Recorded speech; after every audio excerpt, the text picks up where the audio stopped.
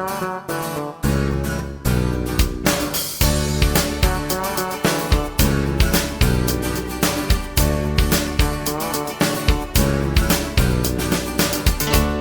everyone, gagawa tayo ng famous classic Italian bread na pinanganak sa Rome na ang tawag ay maritozzo. Itong bread na to ay super soft, slightly sweet, and generously filled with whipped cream. So yan, wala nang paligay-ligay pa, let's get started.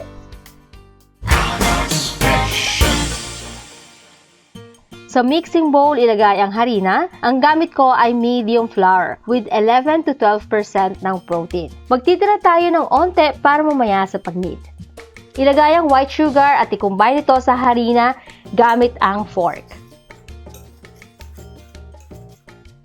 Then ang ating fresh yeast.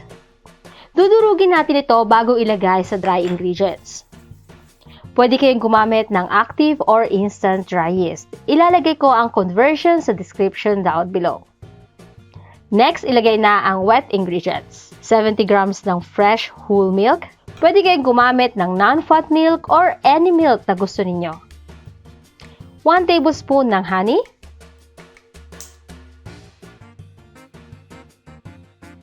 2 fresh medium eggs.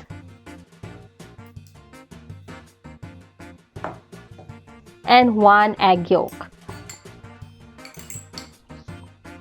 I-combine ito gamit ang fork. Pwedeng gumamit ng silicone spatula or wooden spoon. Kung meron kayong dough mixer, mix it for 10 minutes sa medium speed.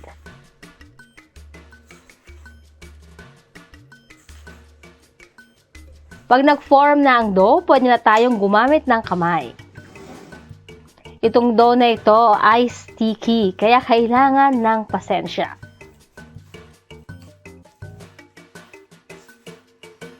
Lipat na tayo sa kneading board. Magdaas ng harina, then let's start kneading for at least 3 minutes.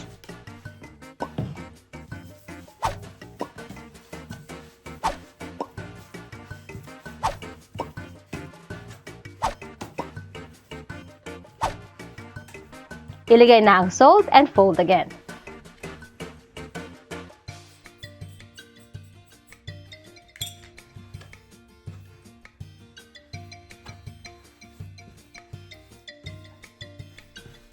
Pag na-combined na ang salt, ilagay na ang oil. Ito ang magbibigay ng softer, moister, and lighter bread.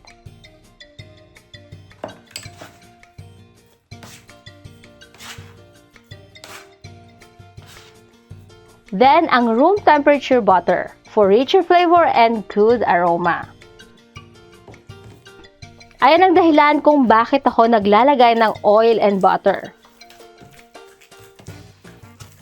Inid ito until fully incorporated na ang fat.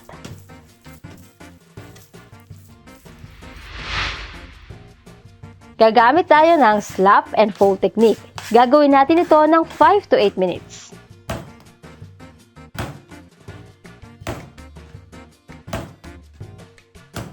Pag almost ready na ang dough, ilagay na ang last ingredient, ang lemon zest. Hinuhuli ko talaga ito para di mabawasan ang bango nito. Pag sa umpisa nyo kasi ito nilagay, ang aroma ng lemon zest ay didikit sa inyong mga kamay at sa kneading board. Tuloy-tuloy lang tayo sa slap and fold technique.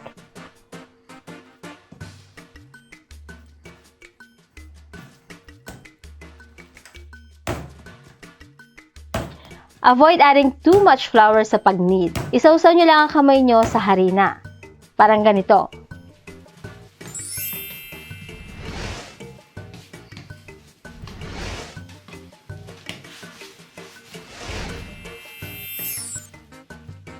So ayan, smooth na ang ating dough. And also elastic na din. Ilagay ito sa bowl na papahira natin ng onting oil. Makikita nyo sa ibabaw ng dough pag na-develop na ang gluten. May maliliit kayong bubbles na makikita. May mga ganitong nagpo-form sa ibabaw. Takpan ng plastic wrap or mamasa-masang towel and let it proof for 2 to 3 hours hanggang sa magdoble na ang size nito. Pag malamig sa lugar ninyo, ilagay sa oven na nakabukas ang ilaw.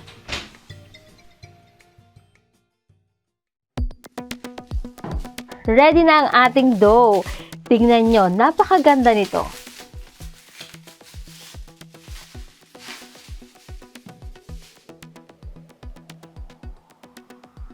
Maglagay ng oil sa kamay para hindi dumikit ang dough. At this point, hindi ako gagamit ng harina sa pag-handle nito. I-deflate ang dough. Ilipat sa working surface and i-flatten ito.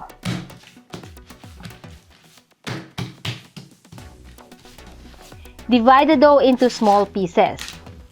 Titimbangin natin.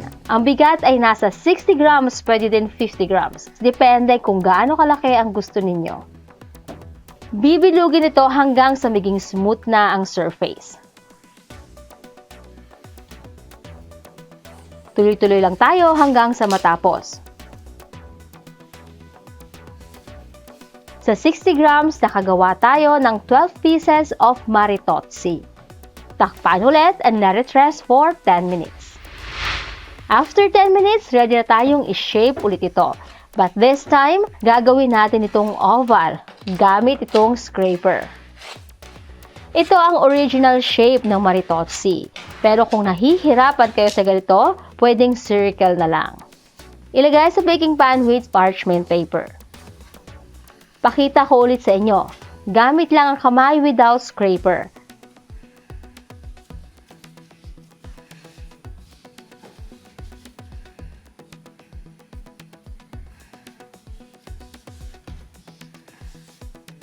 Ayan, o diba? Easy peasy. Takpan ito and proof for the last time for 1 to 2 hours hanggang magdoble ang size nito.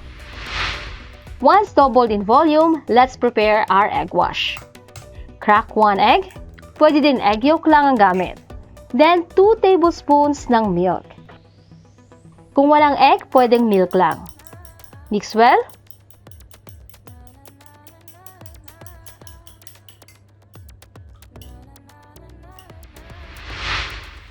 Ayan, ready na itong i-brush sa surface ng ating mga beautiful babies. Lovely viewers, kung hindi ka pa nakakapag-subscribe sa Anna's Passion, please consider subscribing and please ring the notification bell para updated kayo sa lahat ng aking new recipes. Maraming salamat po. Bake in a preheated oven 180 degrees Celsius or 350 degrees Fahrenheit for 8 to 10 minutes.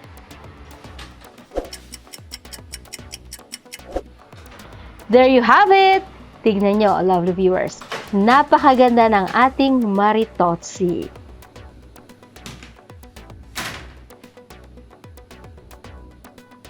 Ililipat natin ito sa cooling rack and let them cool completely.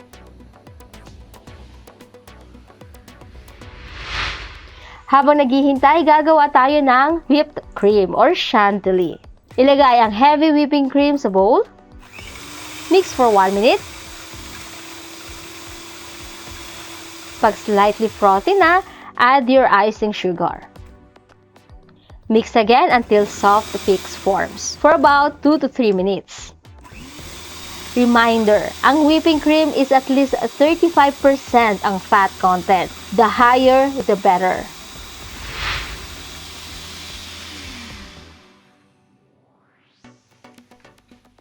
Kunin ang bun. Gamit ang serrated or bread knife, hiwain ito ng padiagonal. Magtitira lang tayo ng manipis sa dulo.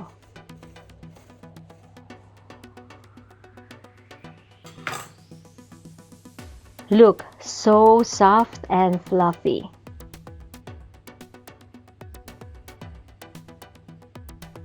Let's start filling our maritozzi with chantilly cream.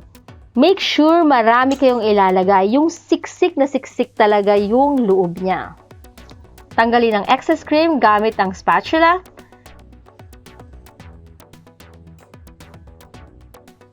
Tuloy-tuloy lang tayo hanggang sa matapos.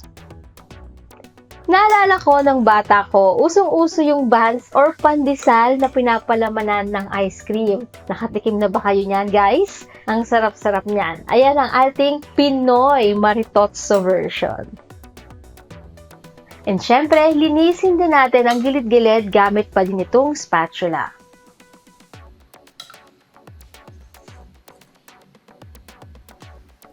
Para sa ating final touch, sprinkle with icing sugar.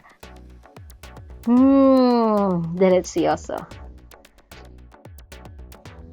Lovely viewers, ipapakita ni Fabio kung paano kumain ng maritozzi ang mga Italyani, mga Italian. My gosh, this is the sweet with the smile.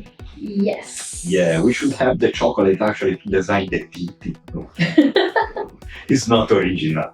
So, how to eat this? Actually, it's not the way that I eat, but in any case, the original way In Rome. In Rome, it should be this one.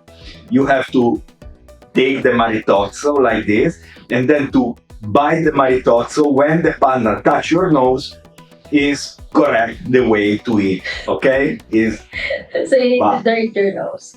you have to dirt your nose, okay, and also here. So pay attention on this technique. 1, 2, 3, Una go. pinito.